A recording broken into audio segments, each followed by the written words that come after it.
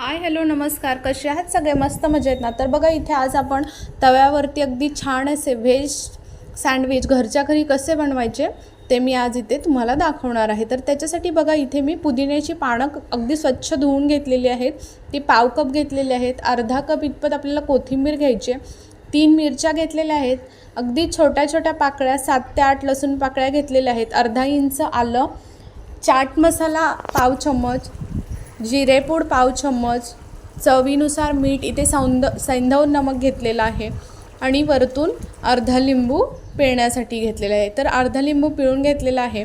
इथे 3 ice cube टाकलेले आहेत, त्याच्यामुळे बघा लिंबू आणि आईस क्यूबमुळे कलर चटणीचा अगदी छान असा येतो, ग्रीन कलर जशाचा तसा राहतो। इथे आपली मिक्सरला वाटून घेतल्याच्यानंतर तुम्ही बघू शकता इथे आपली चटणी छान प्रकारे दाटसर बनून तयार आहे।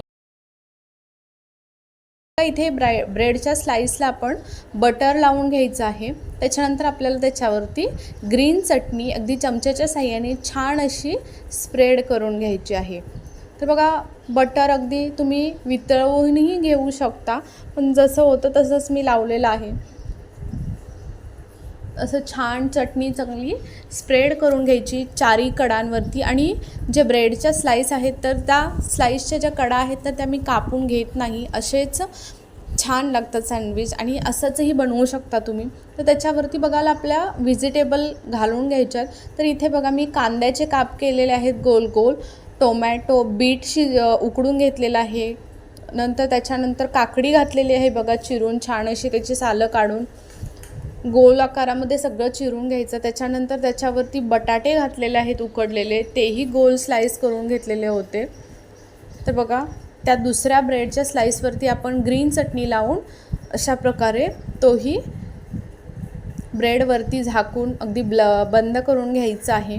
आणि नंतर थोडंसं वरतून आपण बटर लावलेली बाजू तव्यावरती खालच्या बाजूनी घालायची आहे आणि छान अशी शेकून घ्यायची। तर बघा तव्यावरती अगदी छान रोस्ट होतात आणि मस्त दिसतातही आणि छान प्रकारे मुलांनाही भाज्या वगैरे खायचा कंटाळा येतो, तर अशा प्रकारे तुम्ही काहीतरी चमचमीत खायला बनवून दिलात ना, छान प्रकारे ते सॉससोबत खाऊ शकतात। तर बघा मधून असा कट मारायचा, गरम गरम आहे तेव्हाच तर ते छानसे कट होतात।